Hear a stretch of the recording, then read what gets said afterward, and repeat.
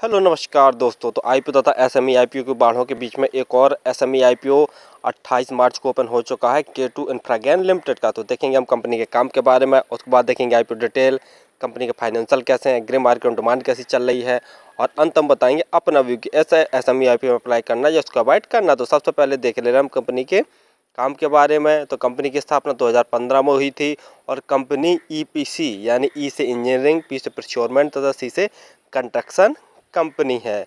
और कंपनी ने अपने वर्क को दो वर्टिकल में डिवाइड किया हुआ। पहला नंबर कंस्ट्रक्शन बिजनेस, तो इसके अंतर्गत कंपनी कंस्ट्रक्शन का काम करती है। दूसरा सर्विसेज बिजनेस, तो इसके अंतर्गत कंपनी ईपीसी यानी इंजीनियरिंग, प्रोक्योरमेंट और कंस्ट्रक्शन यानी कंप्लीट सॉल्यूशन प्रोवाइड करवाती है। और मार्च 2022 तक कंपनी में 61 एम्प्लॉय काम कर रहे थे। तो कंपनी का काम तो आपको समझ में आ गया होगा। चलिए अब देख ले रहे हैं आईपीओ की डिटेल के बारे में। आईपीओ 28 मार्च को ओपन हो चुका और 3 अप्रैल तक यह ओपन रहेगा। प्राइस बैंड देख ले रहे हैं तो 111 रुपये से 119 रुपये पर शेयर का प्राइस बैंड रखा गया है।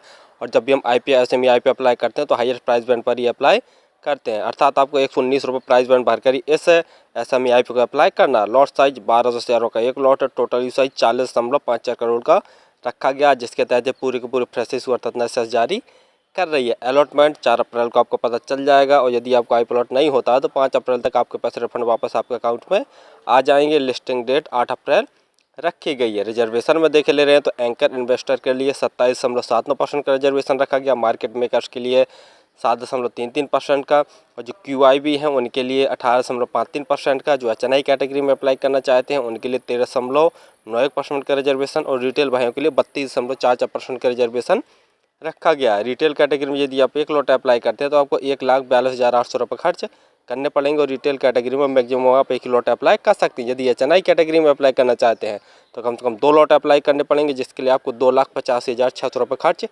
करने पड़ेंगे। आईपीओ आने के पहले जो इनकी प्रोमोटर होल्डिंग थी वो 55.2% थी। आईपीओ आने के बाद इनकी जो प्रोमोटर होल्डिंग है वो 40.36% जैसी बचेगी, यानी प्रोमोटर होल्डिंग काफ़ी कम हो जाएगी।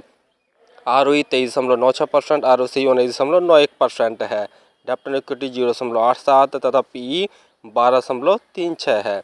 फाइनेंशियल देख रहे हैं, लेकिन फाइनेंशियल देखने से पहले आप हमारे चैनल को सब्सक्राइब कर लें ताकि आपको समय समय पर शेयर मार्केट संबंधी जानकारी, आईपीओ संबंधी जानकारी और एसएमई आईपीओ संबंधी जानकारी मिलती रहे। फाइनेंशियल में जैसा देख रहे हैं ऑल अमाउंट्स हमारे लाख में दिए हुए हैं। कंपनी के एसेट साल साल लगातार बढ़ रहे हैं। रेवेन्यू देखते हैं तो मार्च 2021 में कंपनी का रेवेन्यू 3,568 लाख का था, जो कि बढ़कर मार्च 2022 में 3,685 लाख का हो गया। मार्च 2023 में कंपनी का रेवेन्यू 7,490 लाख का, और सितंबर 2023 6 महीने के अंदर ही कंपनी ने 5,967 लाख का टोटल रेवेन्यू जनरेट कर लिया। यानी रेवेन्यू में साल दर साल बम्पर ग्रोथ देखने को मिल रही है। प्रॉफिट आफ्टर टैक्स मार्च 2021 में कंपनी ने 22 लाख का नेट प्रॉफिट जनरेट किया था।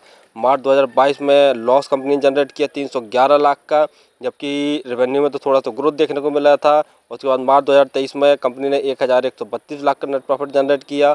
सितंबर 2023 यानी 6 महीने के अंदर ही कंपनी ने 607 लाख का नेट प्रॉफिट जनरेट कर लिया है। यानी प्रॉफिट में सिर्फ मार्च 2022 में ही गिरावट देखने को मिली है। नेटवर्थ वो भी बढ़ रही है। रिजर्व कंपनी का मार्च 2021 में नेगेटिव था और अभी देख ले रहे हैं तो कंपनी के पास 1,611 लाख का कंपनी के पास टोटल रिजर्व हो गया है।